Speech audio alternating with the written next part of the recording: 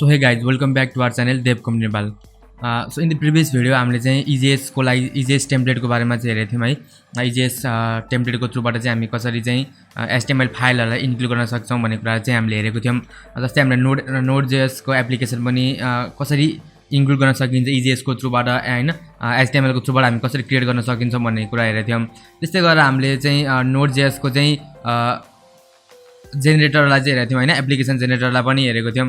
So अब आजको भिडियोमा चाहिँ हामी के हेर्ने छौं भन्दाखेरि चाहिँ जुन हाम्रो सफ्टवेयरको हैन कुनै पनि हाम्रो वेबसाइटको चाहिँ एन्ड पोइन्ट्सहरु हुन्छ, एपीआईजहरु हुन्छ. त्यो एपीआईजहरु हैन एन्ड पोइन्टहरु चाहिँ कसरी टेस्ट गर्न सकिन्छ भन्ने कुराहरु चाहिँ हामी हेर्ने छौं. So let's start our video है. सो एपीआईजहरु एन्ड हाम्रो वेबसाइटको एन्ड पोइन्ट्सहरु टेस्ट गर्नको लागि चाहिँ हामीसँग चाहिँ डिफरेन्ट मेथड हुन्छ. सबैभन्दा फर्स्ट चाहिँ के छ भन्दाखेरि चाहिँ हामीसँग पोस्टम्यान भन्ने सफ्टवेयर हुन्छ. म हजुरलाई पोस्टम्यान भन्ने ले जान्छु. पोस्टम्यान एपीआई प्लेटफर्म भन्ने छ. साइन अप फर फ्री भनेको छ हैन. हजुरले यसलाई डाउनलोड पनि गर्न सक्नुहुनेछ. सो हजुरले चाहिँ एज यु क्यान सी हैन प्राइसिङ छ, प्रोडक्ट छ. यसको थ्रुबाट हजुरले यसलाई चाहिँ युज गरेर हजुरले चाहिँ के गर्न सक्नुहुन्छ भन्दाखेरि चाहिँ पोस्टम्यानको युज गरेर हजुरले यसलाई युज गर्न सक्नुहुन्छ. So as you can see यहाँ प्राइसिङमा छ, सबै कुराहरु छ. सो हजुरले चाहिँ यहाँनिर बेसिक साइन अप गर्नु होला हैन, फ्री साइन अप गरेर चाहिँ यसलाई गर्नु होला. बट हजुरलाई चाहिँ म यो भन्दा पनि अर्को इम्पोर्टेन्ट या इजी मेथड चाहिँ म सिकाउँछु. अर्को हजुरले युज गर्न सक्नुहुन्छ अनलाइन एपीआई टेस्टिङ भनेर हान्नु होला. एन्ड हजुरले यो कुनै पनि मा चाहिँ हजुरले टेस्ट गर्न सक्नुहुन्छ. Suppose as you can see यहाँनिर यसमा पनि हजुरले चाहिँ टेस्ट गर्न सक्नुहुन्छ. Get request, post request, put request, post request, patch, delete, head हैन, अप्सन सबै कुरा चाहिँ हजुरले चाहिँ यसबाट पनि टेस्ट गर्न सक्नुहुन्छ. एन्ड अर्को मेथड छ हाम्रो VS कोडमा चाहिँ हामी कसरी टेस्ट गर्न सक्छौं भन्ने कुरा हो. सो VS कोडमा हामीले टेस्ट गर्नको लागि चाहिँ हजुरले चाहिँ एउटा एक्सटेन्सन चाहिँ डाउनलोड गर्नुपर्ने हुन्छ जसको नाम छ थन्डर क्लाइन्ट भन्ने हजुरले चाहिँ एक्सटेन्सन हान्नु होला. एन्ड यहाँ आएर चाहिँ हजुरले चाहिँ यसलाई इन्स्टल गर्नु होला. मेरो अलरेडी इन्स्टल छ. हजुरले चाहिँ यसलाई सिम्पल इन्स्टल गर्न सक्नुहुनेछ. एन्ड इन्स्टल गरिसकेपछि हजुरले चाहिँ यतापट्टि साइड बारमा चाहिँ एउटा थन्डर क्लाइन्टको चाहिँ देख्न सक्नुहुनेछ. सो हजुरले चाहिँ यहाँ आएर चाहिँ के गर्नु होला भन्दाखेरि चाहिँ र न्यू रिक्वेस्टमा चाहिँ क्लिक गर्न सक्नुहुनेछ.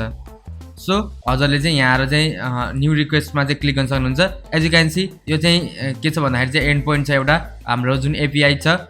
यो थन्डर क्लाइन्टको एपीआई वेलकम एपीआईमा चाहिँ हामीले जब क्लिक गर्छौं त्यसपछि चाहिँ हाम्रो यहाँ जेसन फाइल चाहिँ आएको छ है.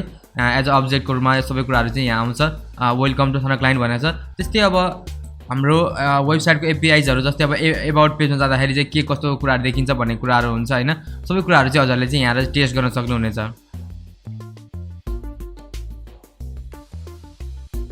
So okay. सो हजुरले चाहिँ हजुरलाई म केही अलिअलि देखाउन चाहन्छु. म एउटा चाहिँ हामीसँग dog.co भन्ने चाहिँ यो एउटा चाहिँ एपीआई जेनेरेटर छ है.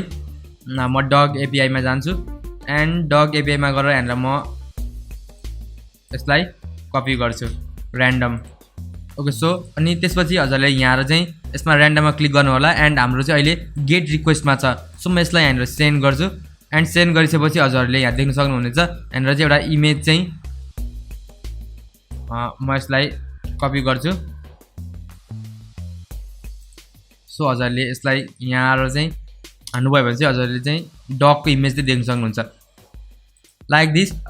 यसमा चाहिँ टेस्ट गरेर है त हाम्रो एउटा अनलाइन रेकबिन भन्ने छ.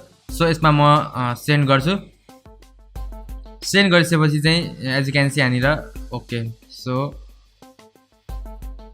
इमेज हामीले इमेज भन्दा पनि यो जुन एपीआई छ एपीआईमा चाहिँ क्लिक गर्नुपर्ने हुन्छ. सो म र्यान्डममा क्लिक गर्छु. एन्ड गेट रिक्वेस्टमा अगेन गरिसकेपछि एज यु क्यान सी यहाँनिर यसले इमेज फरवर्ड गर्छ हाम्रो हैन. त्यसपछि हेडरको छ है, हेडर छ, र छ एज यु क्यान सी यहाँनिर.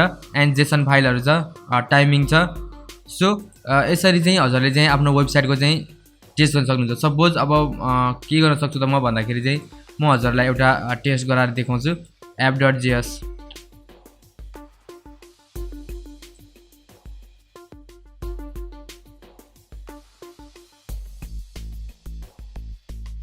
ओके. सो म चाहिँ अहिले बाहिर छु. सो मैले यसलाई म यसलाई टर्मिनलमा खोल्छु एन्ड npm स्टार्ट लेख्छु म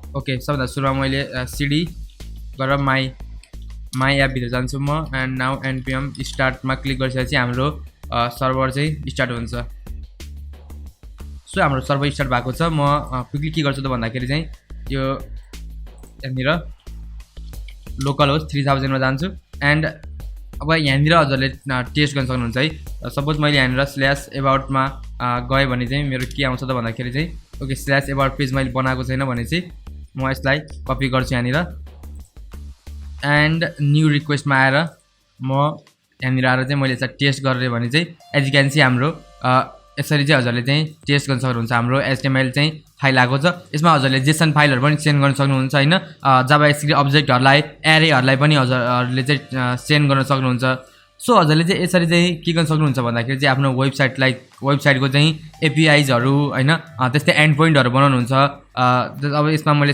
/about अब कुनै पनि एउटा अर्को पेज बनाए भने चाहिँ यसरी चाहिँ हजुरले चाहिँ हजुरको एपीआईजहरु चाहिँ टेस्ट गर्न सक्नुहुन्छ सो मेरो बेस्ट मेथड चाहिँ के हुन्छ भन्दाखेरि चाहिँ यो थन्डर क्लाइन्ट युज गरेर चाहिँ हजुरले गर्नुभयो भने चाहिँ राम्रो छ किनकि हजुरले न यो अनलाइनको झन्झट हुन्छ हैन न त यो पोस्टम्यान डाउनलोड गरेर हजुरको ल्यापटपको र्याम या परफर्मेन्समा चाहिँ अलिकति स्लो हुन सक्छ that is the reason main भनेको चाहिँ के भन्दाखेरि चाहिँ हजुरले चाहिँ VS कोडकै भित्र चाहिँ जब एन्ड पोइन्टहरु टेस्ट गर्न चाहिँ पाउनुहुन्छ भने that is the best option हजुरले चाहिँ थन्डर क्लाइन्टलाई चाहिँ इन्स्टल गरेर चाहिँ हजुरले चाहिँ यसलाई युज गर्न सक्नुहुनेछ वेल अन दैट नोट हजुरले चाहिँ बुझ्नु भयो होला यो थन्डर क्लाइन्टको बारेमा and how to test APIs and endpoints of your website हैन अब फर्दर पछि नेक्स्ट कमिङ भिडियोहरुमा पनि हामी यसलाई युज गर्नेछौं well on that note stay safe stay coding thank you so much for watching